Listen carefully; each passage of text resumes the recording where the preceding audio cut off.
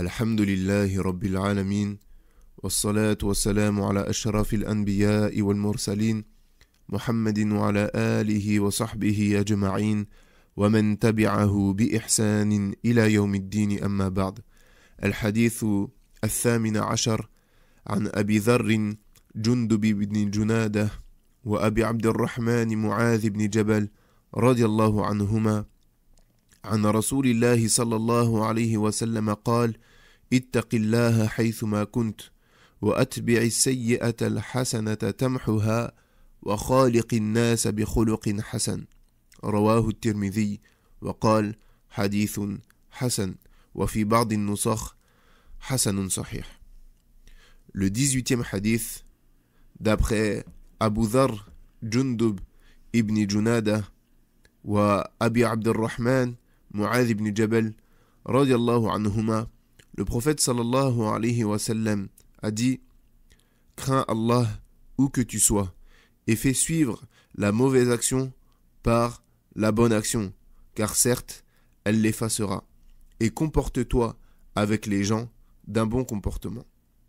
Rapporté par At-Tirmidhi, qui a jugé le hadith Hassan, et dans certaines versions Hassanun Sahih. Donc ici le prophète alayhi salatu wassalam nous enjoint la crainte d'Allah. Il dit: crains Allah où que tu sois. Et la crainte d'Allah, c'est le fait de se protéger du châtiment d'Allah en mettant en application ce qu'il nous a ordonné et en s'éloignant de ce qu'il nous a interdit. Et la crainte d'Allah subhanahu wa ta'ala, c'est la recommandation d'Allah subhanahu wa ta'ala pour les premières générations ainsi que les dernières. Allah azza wa jal dit: وَلَقَدْ وَصَّيْنَا الَّذِينَ أُوتُوا الْكِتَابَ مِنْ قَبْلِكُمْ وَإِيَّاكُمْ أَنِ اتَّقُوا اللَّهَ. Il dit, selon la traduction approximative: craignez Allah, voilà ce que nous avons enjoint à ceux auxquels avant vous le livre fut donné, tout comme à vous-même. Et c'est également la recommandation du prophète sallallahu alayhi wa sallam lorsqu'il dit: Usikum bi taqwallah, je vous recommande la crainte d'Allah. Il dit sallallahu alayhi wa sallam: crains Allah où que tu sois, c'est-à-dire que tu sois seul ou en groupe, ou que tu sois chez toi, ou bien que tu sois au marché, que tu sois dans la rue, en tout lieu et à tout moment, crains Allah. Et fais suivre la mauvaise action par la bonne action, car certes, elle l'effacera. Donc si tu fais une mauvaise action, puis que tu la fais suivre d'une bonne, alors celle-ci effacera la mauvaise. Comme Allah subhanahu wa ta'ala dit: Innal hasanati yudhibna as-sayyi'at. Selon la traduction approximative, les bonnes œuvres dissipent, effacent les mauvaises. Et lorsqu'un homme est venu au prophète sallallahu alayhi wa sallam et lui a dit qu'il avait commis avec une femme tout ce qu'un homme peut commettre, excepté la fornication, le prophète sallallahu alayhi wa sallam lui a répondu: As-sallayta ma'ana salat al-fajr. Il lui a dit: est-ce que tu as prié la prière du fajr avec nous? L'homme a répondu: oui. Et le prophète sallallahu alayhi wa sallam a donc récité la parole d'Allah: Innal hasanati yudhibna as-sayyi'at. Certes, les bonnes œuvres dissipent les mauvaises. Donc parmi les effets des bonnes actions, le fait qu'elles effacent les mauvaises actions. Et la dernière recommandation du prophète sallallahu alayhi wa sallam dans ce hadith, c'est de dire: et adopte avec les gens un bon comportement, et comporte-toi avec les gens d'un bon comportement, que ce soit dans la parole ou bien dans les gestes. Et qu'est-ce que le bon comportement? Qu'est-ce que le bon comportement?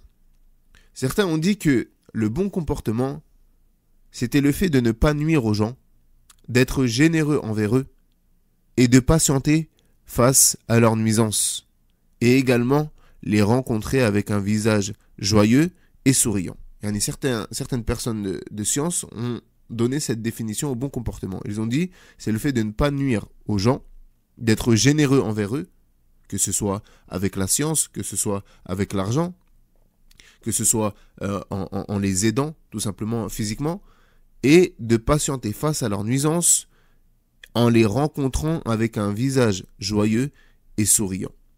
Et les comportements sont de deux types. Les comportements se divisent en deux catégories. il y a les comportements qu'Allah Azza wa Jal octroie à son serviteur de nature. Allah Azza wa Jal le crée sur cette nature-là. Comme le fait que cette personne-là soit patiente, généreuse, courageuse, etc. Et ce que le serviteur, il s'efforce d'acquérir. Donc les comportements, afin, se divisent en deux. Ce qu'Allah Azza wa Jal, il octroie directement à son serviteur et ce que le serviteur doit s'efforcer d'acquérir.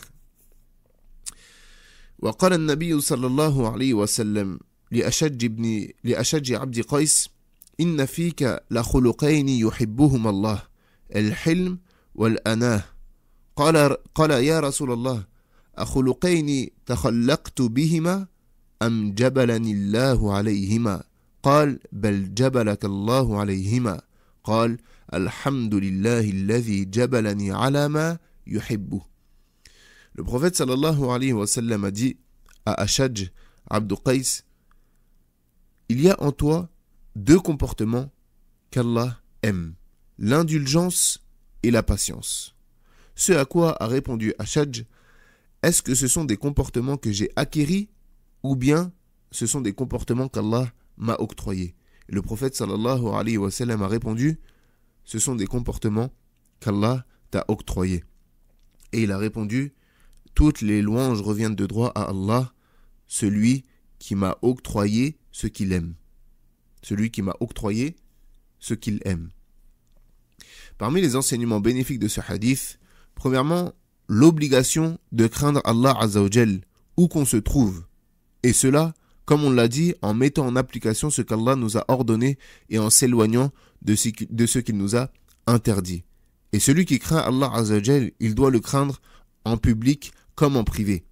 Yani, ce n'est pas que tu dois mettre en application ce qu'Allah t'ordonne et t'éloigner des interdits seulement quand tu es en public. Mais lorsque tu te retrouves en privé, tu transgresses et tu transgresses. La taqwa, la crainte d'Allah Azza wa Jal, c'est en privé tout comme en public. Lorsque tu es avec les gens, tout comme lorsque tu te retrouves seul.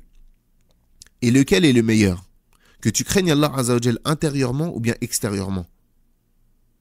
Le fait de craindre Allah Azza wa Jal intérieurement est meilleur. Sauf s'il y a un bénéfice de le faire ouvertement. Comme le fait que les gens te suivent dans la bonne action que tu as l'intention de faire. Yani, est-ce que c'est mieux de faire des bonnes actions en privé ou bien en public? La base, c'est le fait de le faire en privé, parce que c'est plus proche de la sincérité. Mais lorsqu'il y a un bénéfice dans le fait de le faire en public, alors c'est mieux de le faire en public. Lorsque, par exemple, les gens vont te suivre dans la bonne action que tu as l'intention de faire. وعن واثلة ابن الأسقع رضي الله عنه قال رسول الله صلى الله عليه وسلم من سن سنة حسنة فله أجرها ما عمل بها في حياته وبعد مماته حتى تترك ومن سن سنة سيئة فعليه إثمها حتى تترك. D'après Wathila ibn al-Asqa' radiallahu anhu, le prophète sallallahu alayhi wa sallam a dit, celui qui instaure une bonne tradition aura sa récompense et la récompense de ceux qui ont œuvré avec durant sa vie et après sa mort jusqu'à ce qu'elle soit délaissée. Et celui qui instaure une mauvaise tradition a son péché jusqu'à ce qu'elle soit délaissée. Ici, le sens de celui qui instaure une bonne tradition, ce n'est pas celui qui innove, mais c'est celui qui fait revivre une sunna qui avait été délaissée, ou fait un acte de bien et les gens prennent exemple sur lui.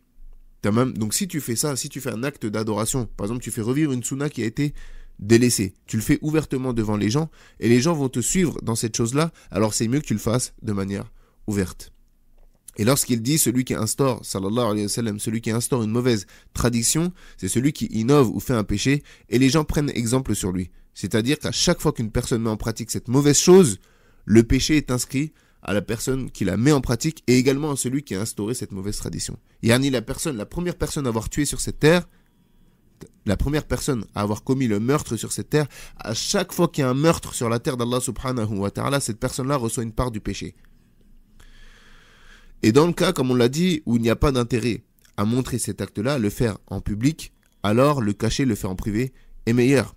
Comme le prophète sallallahu alayhi wa sallam a dit dans un hadith, وَرَجُلٌ تَصَدَّقَ بِصَدَقَةٍ فَأَخْفَاهَا حَتَّى لَا تَعْلَمَ شِمَالُهُ مَا تُنْفِقْ يَمِينُهُ Et un homme, parmi les gens qui seront sous l'ombre du trône d'Allah subhanahu wa ta'ala yawm al-qiyamah, un homme qui a fait une aumône si discrètement que sa main gauche ignore ce que sa main droite a dépensé.